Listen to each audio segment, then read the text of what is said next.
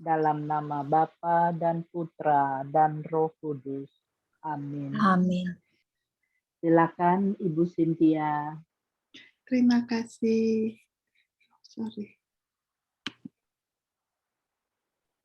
Bentar.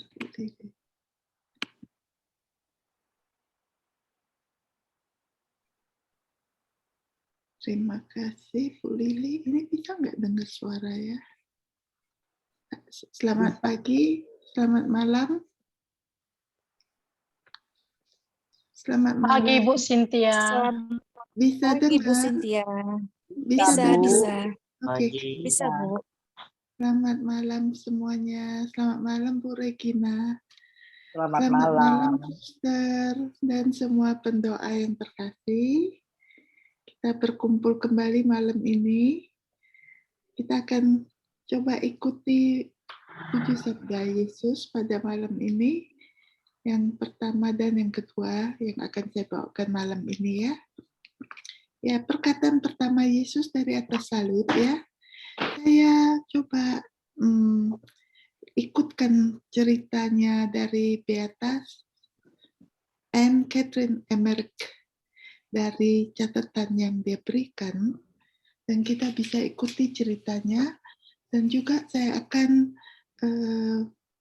berikan juga sebagian kecil dari tulisan Luisa Picaretta. Jadi kita coba sama-sama mengikuti jalan cerita yang mereka ikuti selama penderitaan Yesus di kayu salib. Jadi ini tulisan dari Beata Emmerich ini. Setelah para algojo menyalibkan kedua penyamun dan membagi-bagikan pakaian Yesus di antara mereka, mereka membereskan peralatan, melontarkan beberapa kata-kata penghinaan kepada Tuhan kita, lalu pergi. Juga kaum Farisi dengan menunggang kuda menghampiri Yesus, memandang sinis kepadanya, melontarkan beberapa kata-kata cemooh, lalu pergi meninggalkan tempat itu. Para prajurit Romawi berjumlah 100 orang yang disiagakan sekeliling Kalvari, berbaris pergi. Posisi mereka segera diambil alih oleh 50 prajurit lain yang dikomandani oleh Abenadar, seorang keturunan Arab, yang di kemudian hari setelah dibaptis mengambil nama Sesifon. Wakilnya adalah Cassius, yang setelah menjadi seorang Kristen dikenal sebagai Longinus. Pilatus kerap kali menugasinya sebagai utusan.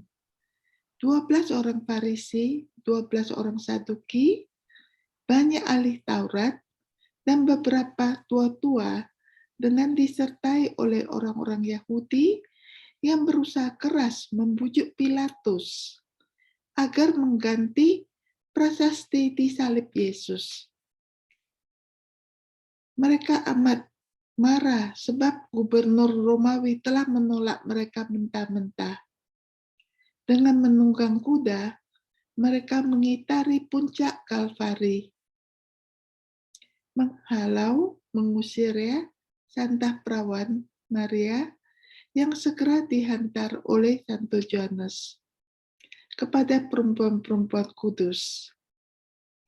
Ketika lewat di depan salib Yesus, mereka menggeleng-gelengkan kepala mereka, mengejek Yesus, seraya berseru, "Hai engkau yang mau merumpuhkan bait suci dan mau membangunnya kembali dalam 3 hari, selamatkanlah dirimu, turunlah dari salib. Baiklah, Mesias, Raja Israel itu, turun dari salib, supaya kita melihat dan percaya." Para prajurit mengolok-olok Yesus. Rona wajah maupun sekujur tubuh Yesus menjadi semakin pucat. Tampaknya ia nyaris tidak sadarkan diri. Gesmas, penyamun yang jahat, namanya Gesmas ya, berseru. Setan yang merasuki dia hendak meninggalkannya.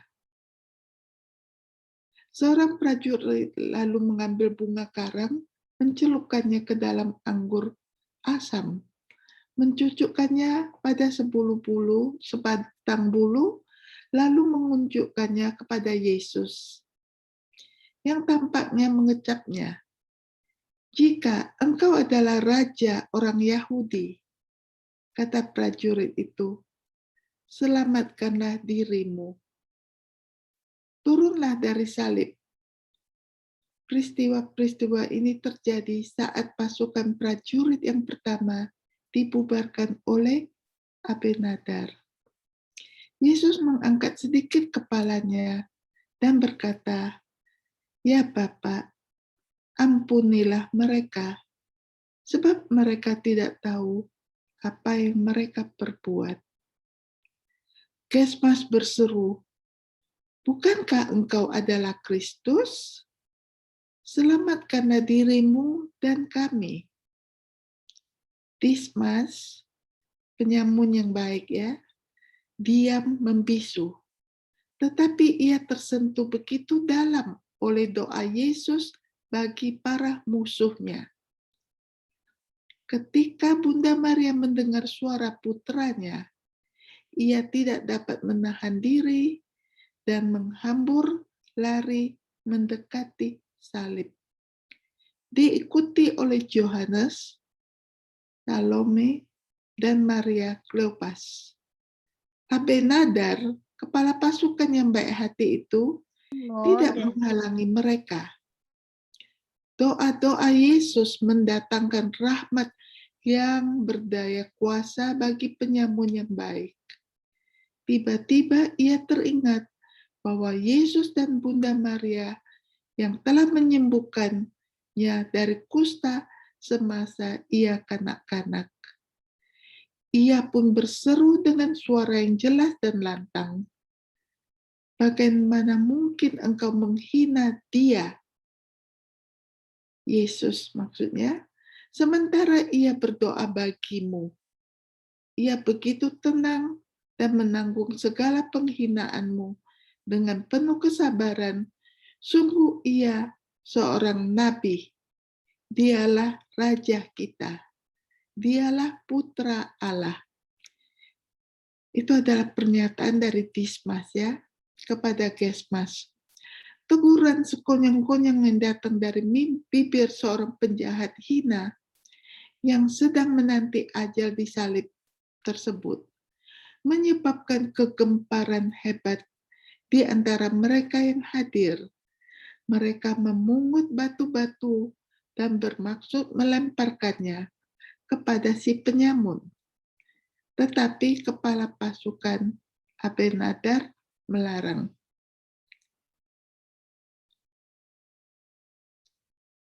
Di situ kita lihat ya, begitu luar biasa si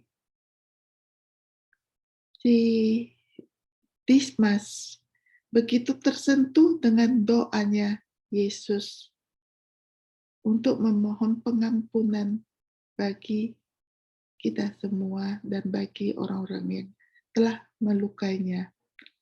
Santa Perawan mendapat banyak penghiburan serta diperkuat oleh doa Yesus.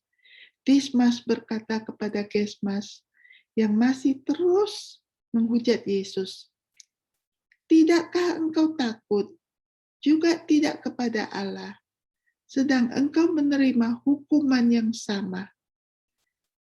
Kita memang selayaknya dihukum, sebab kita menerima balasan yang setimpal dengan perbuatan kita. Tetapi orang ini tidak berbuat sesuatu yang salah. Ingatlah bahwa engkau sekarang berada di ujung maut, sebab itu bertobatlah. Dismas beroleh pencerahan dan amat tersentuh hatinya ia mengakukan segala dosanya kepada Yesus dan berkata, "Tuhan, jika Engkau menghukum aku, Engkau akan melakukannya dengan adil." Dan Yesus menjawab, "Engkau akan beroleh belas kasih-Ku." Dismas yang diliputi tobat sempurna, seketika itu juga memanjatkan syukur kepada Allah atas rahmat luar biasa yang boleh ia terima. Ia menyesali segala dosa-dosanya di masa lampau. Segala peristiwa ini terjadi antara pukul 12 setengah jam sesudah penyaliban. Suatu perubahan yang begitu drastis telah terjadi di hadapan semesta alam saat itu, hingga mencengangkan mereka yang menyaksikannya dan meliputi benak mereka dengan perasaan takjub sekaligus ngeri. Jadi ini adalah tulisan dari Beata Emmerich. Dia melihat begitu mendetail kejadian-kejadian saat di kayu salib, saat Yesus di kayu salib. Ini saya coba ambil bagian dari Luisa Picaretta, di mana dia juga merasakan penderitaan Yesus ya. Di sini kita sama-sama merenungkan tulisan yang dia buatkan untuk kita semua, sama-sama coba kita hayati. Bapa, ampunilah mereka karena mereka tidak tahu apa yang mereka lakukan. Yesusku yang tersalib, aku melihatmu di kayu salib seperti di atas tahta kemenanganmu dalam tindakan mengatasi segala sesuatu dan semua hati, dan menarik mereka begitu banyak kepada dirimu sendiri, sehingga setiap orang merasakan kekuatan supermu. Alam ngeri dengan kelakuan buruk seperti itu, bersujud di hadapanmu dan menunggu dalam diam sepatah kata darimu untuk memberi engkau penghormatan dan membuat kekuasaanmu diakui. Matahari yang menangis menarik cahayanya, tidak tahan melihat rasa sakit seperti itu. Neraka merasakan teror dan menunggu dalam diam. Jadi semuanya diam. Ibumu yang terpaku dan orang-orangmu yang setia, semuanya bisu dan ketakutan melihat pemandangan yang sangat menyakitkan dari kemanusiaanmu yang terkoyak. Dan diam-diam menunggu sepatah kata darimu. Kemanusiaanmu sendiri yang terletak di lautan masa sakit di tengah kejang penderitaan yang mengerikan. Diam, sehingga dikhawatirkan dari satu napas ke napas berikutnya, engkau bisa mati.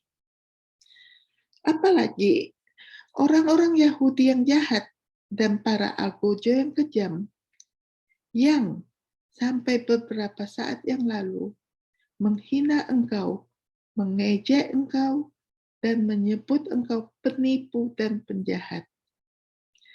Dan para pencuri yang menghujatmu, semuanya terdiam dan menjadi bisu. Mereka dipenuhi dengan penyesalan, dan jika mereka mencoba menghina engkau, itu akan mati di bibir mereka. Tetapi menembus ke dalam batinmu, aku melihat bahwa cinta melonjak, mencekikmu, dan engkau tidak dapat menahannya. Dipaksa oleh cintamu yang menyiksa engkau, lebih dari rasa sakit itu sendiri. Dengan suara yang kuat dan mengharukan, engkau berbicara kepada Bapamu, engkau mengangkat mata sekarat ke surga dan berseru, Bapa, ampunilah mereka karena mereka tidak tahu apa yang mereka lakukan.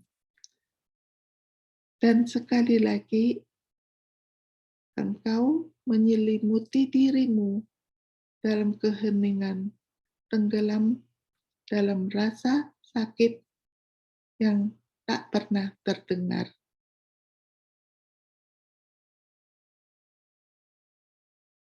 Jadi di sini luar biasa tulisannya dari Luisa Picaretta. Di dalam kesakitan, sakit yang diderita, rupanya rasa cinta Yesus lebih besar dari rasa sakit yang dideritanya. Dipaksa oleh cintamu yang menyiksa engkau lebih dari rasa sakit itu sendiri. Dengan suara yang kuat dan mengharukan, engkau berbicara kepada Bapamu, engkau mengangkat mata sekarat ke surga dan berseru, Bapa, ampuni mereka karena mereka tidak tahu apa yang mereka lakukan. Ini cintanya Yesus yang mengalahkan segala-galanya. Cintanya yang mengalahkan kuasa iblis. Cintanya yang membawa kemenangan. Sehingga di dalam penderitaan itu cintanya meluap begitu luar biasa. Sampai ia bisa menyerukan kata ini kepada Bapaknya untuk pengampunan kepada kita semua. Luar biasa. Jadi ini Yesus yang tersalib. Apakah begitu banyaknya cinta yang tak terselubungi ya, yang tak bisa diungkapi. Ya, setelah begitu banyak rasa sakit dan penghinaan, kata pertamamu adalah pengampunan. Dan engkau memaafkan, mengampuni kami di hadapan Bapa dari begitu banyak dosa. Ya, engkau membuat kata ini turun ke setiap hati kita yang berdosa. Dan engkau adalah orang pertama yang menawarkan pengampunan. Tapi berapa banyak yang menolaknya dan tidak menerimanya. Cintamu kemudian menjadi hingar-bingar karena engkau ingin sekali memberikan pengampunan dan ciuman damai kepada semua orang. Saat mendengar kata-katamu, neraka bergetar dan mengakui kamu sebagai Tuhan. Terkejut alam dan semua orang mengenali keilahianmu dan cintamu yang tak terpadamkan. Dan diam-diam menunggu untuk melihat sejauh mana kelanjutannya. Bukan hanya suaramu, tetapi juga darah dan lukamu yang menangis ke setiap hati orang berdosa. Datanglah ke pelukanku, karena mengampunimu dan materai pengampunan adalah harga darahku. Oh Yesusku yang lembut, ulangi kata ini lagi untuk setiap orang berdosa di dunia. Memohon belas kasih untuk semua orang. Terapkanlah pahala tak terbatas dari darahmu yang paling berharga kepada mereka. Oh Yesus yang baik, teruslah tenangkan keadilan ilahi untuk semua orang dan memberikan rahmat kepada mereka yang membutuhkan untuk mengampuni orang lain, tetapi tidak merasakan ada kekuatan untuk melakukannya. Yesusku yang terkasih tersalib dalam 3 jam penderitaan pahit ini, Engkau ingin memenuhi segalanya. Saat Engkau berada di kayu salib dalam keheningan, aku melihat bahwa di dalam batinmu, Engkau ingin memuaskan Bapa dalam segala hal. Engkau berterima kasih padanya untuk semua orang, memuaskan semua orang, meminta pengampunan untuk semua orang. Engkau memohon rahmat bahwa tidak ada yang pernah menyinggung perasaanmu lagi. Dan untuk memperoleh ini dari Bapa, Engkau meninjau seluruh hidupmu dari saat pertama pembuahan hingga sampai napas terakhirmu. Luar biasa renungan ini ya, indah sekali. Ini yang kata kedua dari atas salib.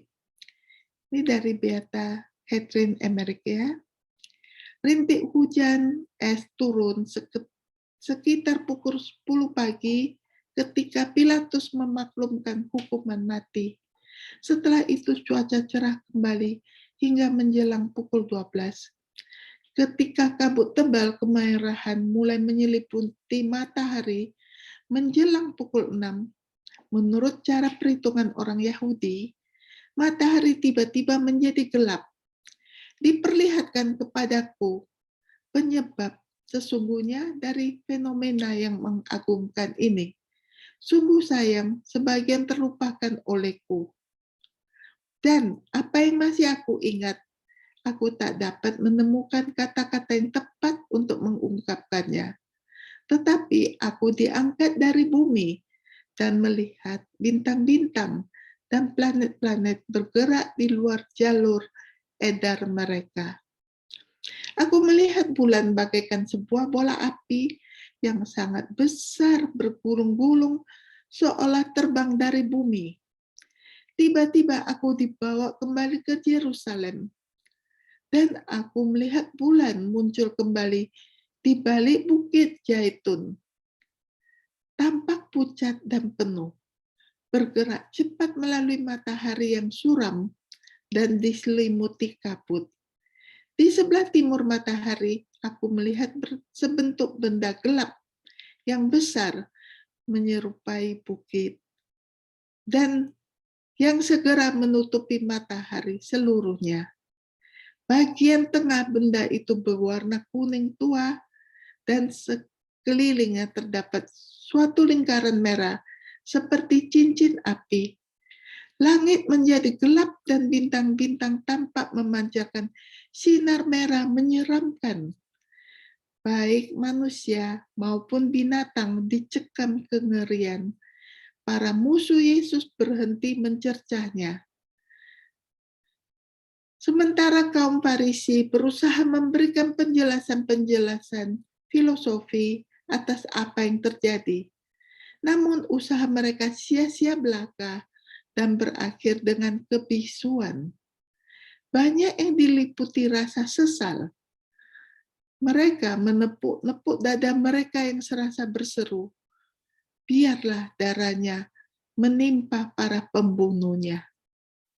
Sejumlah yang lain, entah berada dekat ataupun jauh dari salib, jatuh berlutut dan mohon pengampunan Yesus. Di tengah sengsaranya, Yesus mengarahkan pandangan penuh belas kasih kepada mereka. Tetapi kegelapan semakin pekat dan setiap orang, terkecuali Bunda Maria dan para sahabat Yesus yang paling setia, meninggalkan salib. Dismas lalu menengadah kepadanya. Dismas lalu menengadahkan kepalanya dengan segala kerendahan hati. Ia berkata penuh harap kepada Yesus, Tuhan, ingatlah akan aku apabila Engkau datang sebagai Raja. Dan Yesus menjawab, Amin. Aku berkata kepadamu, sesungguhnya hari ini juga engkau akan ada bersama-sama dengan aku di dalam Firdaus. Magdalena, Maria Kleopas, dan Yohanes berdiri dekat salib Tuhan kita dan menatapnya. Sementara Santa Perawan Maria dikuasai kasih sayang keibuan yang terdalam.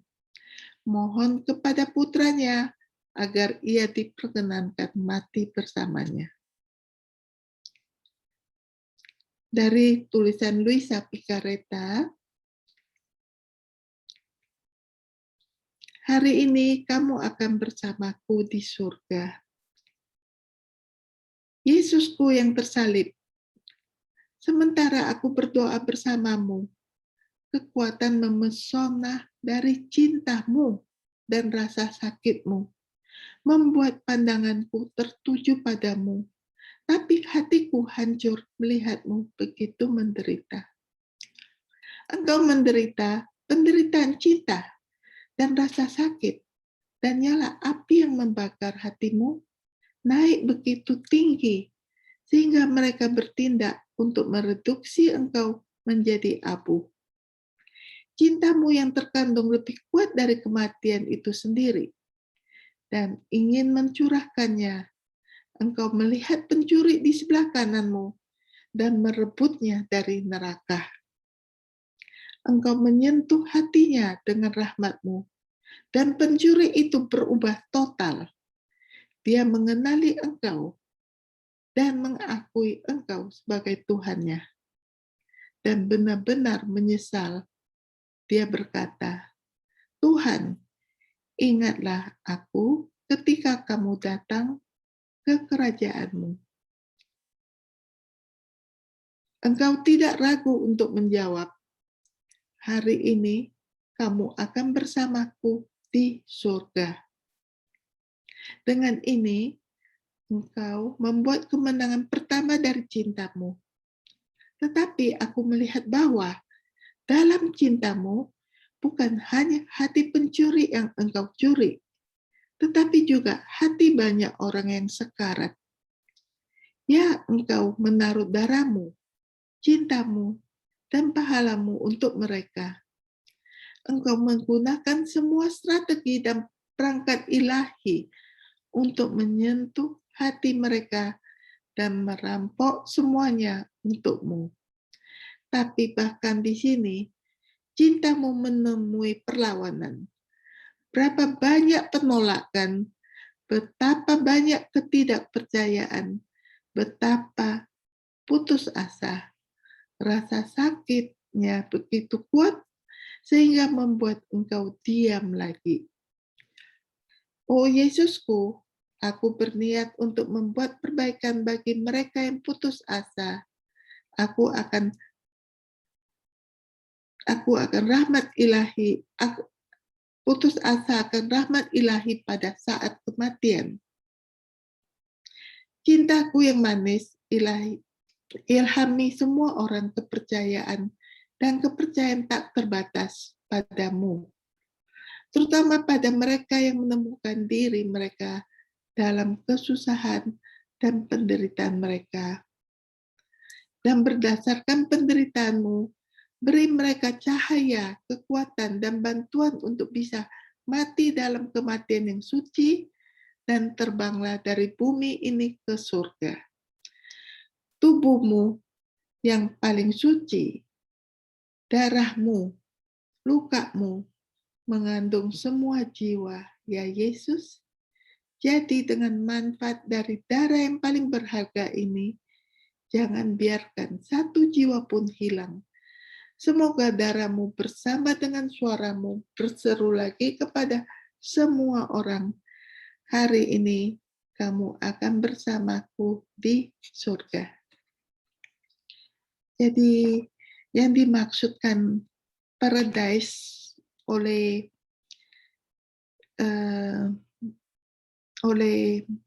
Yesus, hari ini engkau akan bersamaku. Jadi di surga paradise itu adalah surga. Tapi sesungguhnya dari iman kepercayaan ya, yang kita pernah ketahui, hanya melalui Yesus ada jalan keselamatan dan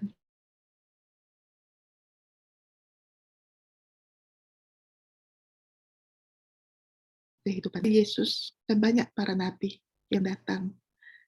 Mereka adalah Raja Daud, Yakob, Abraham, dan semuanya itu. Mereka lebih dahulu dari Yesus. Kemana mereka pergi semuanya sebelum Yesus datang, setelah mereka meninggal.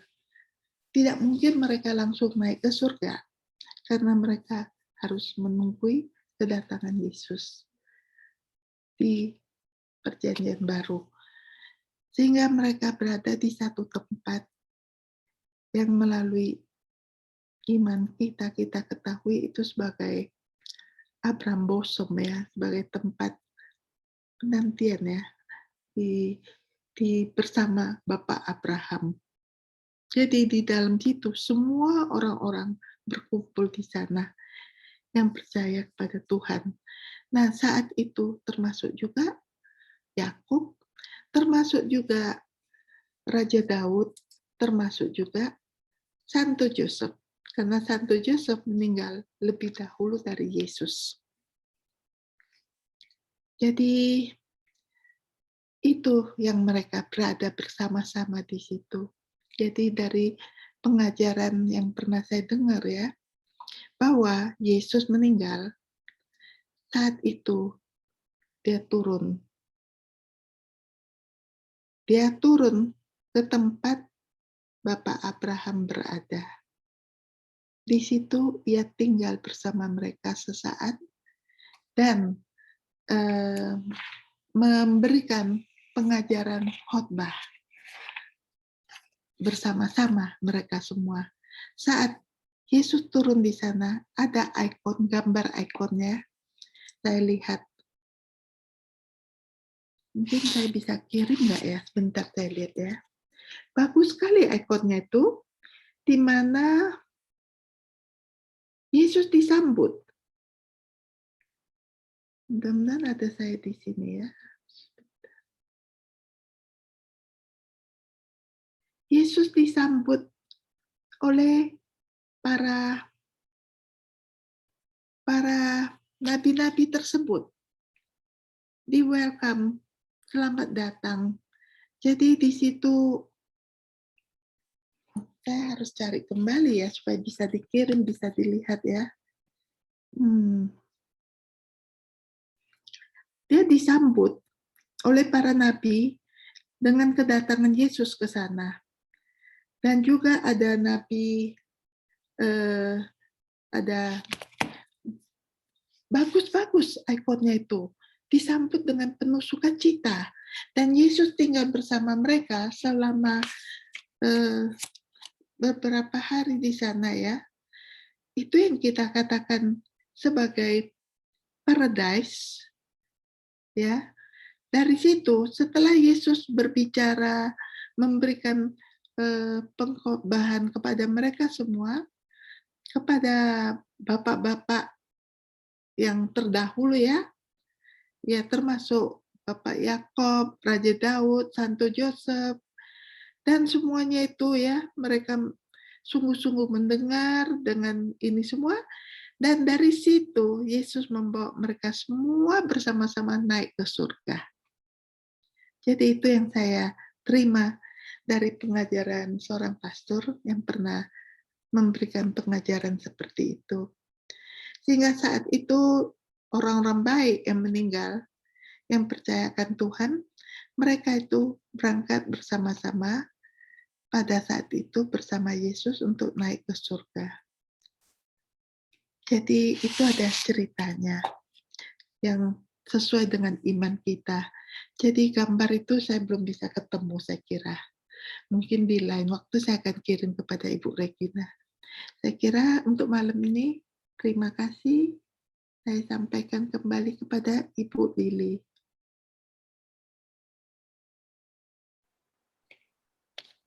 Terima kasih Ibu Cynthia yang telah memberi pengajaran yang begitu jelas dan luar biasa.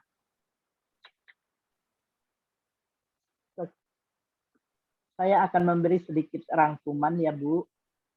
Setelah mendengar pengajaran dan penjelasan dari Ibu Cynthia, saya sendiri tidak dapat membayangkan dan merasakan bagaimana sikap dan kejamnya para prajurit dan orang-orang Farisi dan juga para tua-tua ahli Taurat memperlakukan Yesus begitu kejam. Belum puas setelah menyalibkan Yesus, masih lagi menghujani dia dengan kata-kata yang pedas, mencemooh Yesus, menghina Yesus, menjelek-jelekan, dan juga memperolok-olokkan Yesus, yang seharusnya tidak dilakukan oleh mereka semua. Tetapi Tuhan Yesus tidak membalas apa yang telah mereka lakukan kepadanya. Bahkan di dalam keadaan yang sekarat, Yesus masih memikirkan mereka dan memohon kepada Bapa agar mengampuni mereka. Ya Bapa, ampunilah mereka, karena mereka tidak tahu apa yang mereka lakukan. Begitu juga dengan kedua penjahat yang disalibkan bersama Yesus. Salah satu penjahat yang setelah mendengar doa seruan Yesus kepada Bapanya untuk mengampuni mereka, dia membuat dia tersentuh dan bertobat.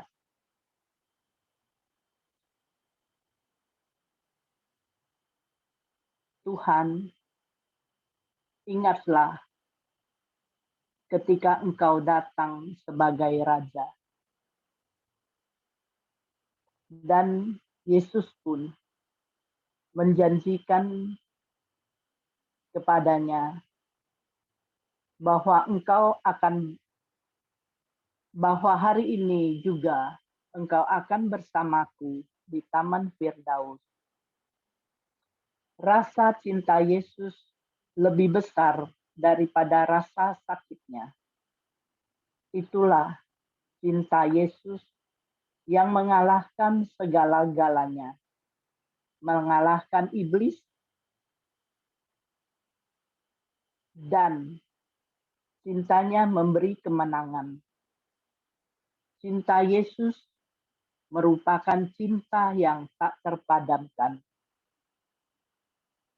Meterai pengampunan adalah harga darah Yesus. Dan semua yang Tuhan Yesus lakukan itu semata-mata untuk memuaskan hati Bapa dan semua orang. Inilah sedikit rangkuman dari saya, dan saya persilakan kepada bapak-bapak atau ibu-ibu yang ingin menanyakan sesuatu kepada Ibu Cynthia, kami persilakan.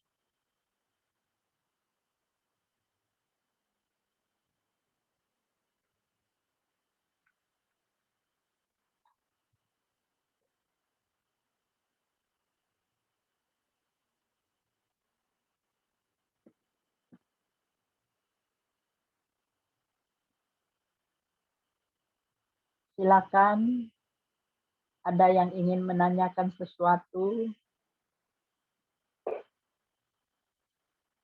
atau sudah pada jelas semuanya?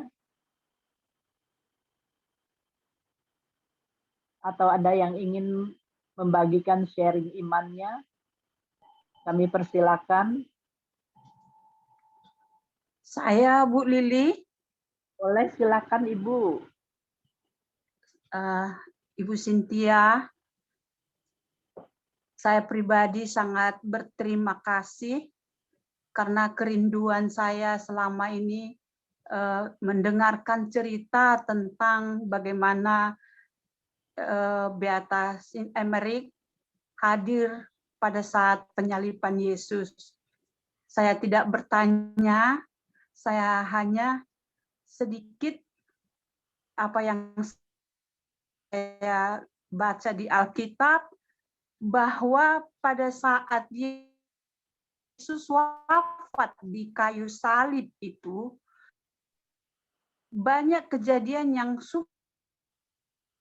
supranatural terjadi di situ, yang sangat gelap sejak dari pukul 12, dan tirai bait suci terbelah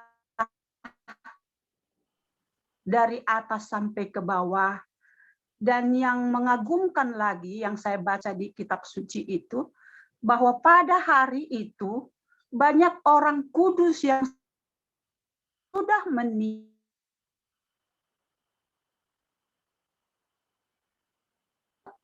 hidup kembali dan memperlihatkan diri kepada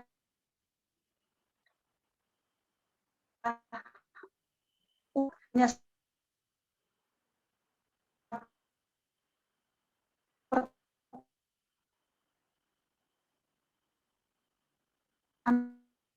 saya yang sedikit menggelikan saya. Apakah mungkin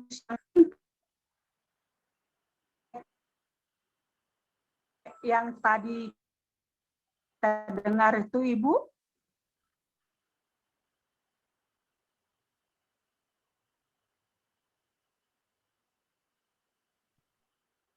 Maaf Bu, kurang suaranya hilang-hilang, nggak terlalu jelas. Oh, iya, tidak apa-apa, Bu. Sekarang baru bisa, tadi menghilang-hilang. Bagaimana iya. pertanyaan Ibu? Boleh ulang sekali lagi, Bu? Ya, pada saat Yesus wafat di kayu salib itu, menurut kitab suci ada beberapa hal yang supranatural. Yang pertama itu, bumi menjadi sangat gelap selama beberapa jam. Yang kedua itu, tabir bait suci terbelah dua. Yang ketiga, ada kitab suci, tapi saya lupa apa di kitab Markus, Matius, apa itu. Tapi saya membacanya, bahwa pada saat itu ada banyak orang-orang kudus yang bangkit dari mati dan memperlihatkan diri kepada masyarakat umum begitu. Apakah mungkin itu yang tadi yang Ibu Cynthia maksud dengan pada saat Yesus wafat itu, Yesus pergi ke alam tempat Bapak Abraham selama ini berada, dan yang memperlihatkan diri kepada umat di situ, masyarakat di situ. Mungkinkah itu semua adalah orang-orang kudus yang dimaksud di Alkitab itu, Ibu? Ya, iya Bu, saya kira dalam cerita yang kita ikuti ya, itu memang ada di dalam Alkitab, sesungguhnya memang ada terjadi hal itu, maka tertulis di Alkitab. Tetapi kita bisa konfirmasi sekali lagi dengan cerita yang sangat detail yang diceritakan oleh Beata Emmerich ini. Sebab yang saya bawakan tadi 2 session itu adalah sampai kepada penyamun itu, tetapi belum sampai kepada wafatnya Yesus. Nah, cerita lanjutnya kan masih ada lagi 7 sabda Yesus. Yang berikutnya itu nanti ke bawahnya tuh saat Yesus wafat, dan lanjutan dari ceritanya Beata masih ada di sana. Nah, mungkin di hari-hari berikut kalau ada kesempatan, mungkin boleh saya bagikan lagi, tapi hari ini kan karena 2 bagian ini ya, belum tercerita bagian tersebut. Oh, terima kasih Bu Cynthia. Iya, iya pasti ada Bu, karena kan dikatakan bahwa Yesus wafat baru terjadi ada kebangkitan, tapi saat itu kan belum terjadi, masih dalam Yesus, kecuali Yesus begitu Yesus wafat itu bait Allah terbelah dua itu memang sungguh-sungguh ada. Dan itu memang terjadi. Iya. Dan itu saya akan cari lagi ceritanya dari Beata Emmerich. Mungkin Terima itu akan kasih. saya bagikan karena itu sangat penting ya untuk kita rasakan momentum-momentum tersebut ya. Nanti saya akan bagikan sebelum menjelang Paskah ini. Dan kita diharapkan semuanya untuk ikut melihat, menonton film Passion of the Christ. Tapi ingat, di dalam nonton film tersebut, kita tidak boleh ada makanan-makanan snack atau apa saja ya. Kita duduk merenungkan penderitaan Yesus. Itu baiknya waktu kita lakukan di waktu hari Jumat Agung, saat penderitaan Yesus sepanjang hari kita bisa, atau mungkin dari sekarang kita mulai belajar melihat ceritanya itu. Itu sangat bagus sekali untuk kita merenungkan kembali. Saya ingin membagikan untuk Ibu dan semuanya, tapi kita lihat nanti di kesempatan berikutnya ya. Terima kasih, Bu. Terima kasih Bu Cynthia. Sama-sama. Terima kasih Bu Minar. Sudah jelas ya Ibu? Iya. Ya. Terima kasih Bu Cynthia yang telah memberi penjelasan kepada Ibu Minar. Dan juga terima kasih kepada ibu-ibu semua yang sudah mengikuti doa malam pada malam hari ini. Dan saat ini mari kita tutup pertemuan doa kita malam ini. Dan saya mohon kepada Ibu Leni untuk menutup doa pada malam hari ini. Terima kasih Bu Lili. Selamat pagi Bu Cynthia. Selamat malam Suster Vincent. Selamat malam Bu Regina dan seluruh Bapak dan Ibu yang terkasih. Marilah kita siapkan hati kita untuk menutup pertemuan kita pada malam hari ini. Marilah kita mengangkat tanda kemenangan kita. Dalam nama Bapa dan Putra dan Roh Kudus. Amin. Allah Bapa yang penuh kasih, terima kasih atas lawatan Engkau, khususnya pada malam ini buat kami semua. Terima kasih untuk apa yang kami dapatkan pada malam ini dari hamba-Mu, Ibu Cynthia yang kami kasihi. Ya Bapa,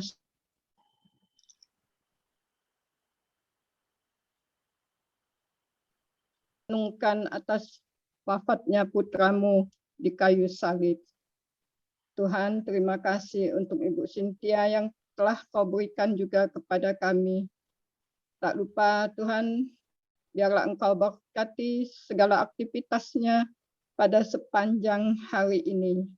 Dan berilah juga agar seluruh keluarganya selalu dalam lindungan Engkau. Berkatilah juga kami dan keluarga kami agar selalu dalam lindungan-Mu ya Bapa. Terima kasih Bapa, saat ini Engkau mendengarkan doa kami. Dan di dalam nama-Mu Yesus kami telah berdoa. Amin. Kemuliaan kepada Bapa, Putra dan Roh Kudus. Seperti pada permulaan, sekarang, selalu, dan sepanjang segala abad. Amin. Dalam nama Bapa dan Putra dan Roh Kudus. Amin. Terima kasih Bu Leni.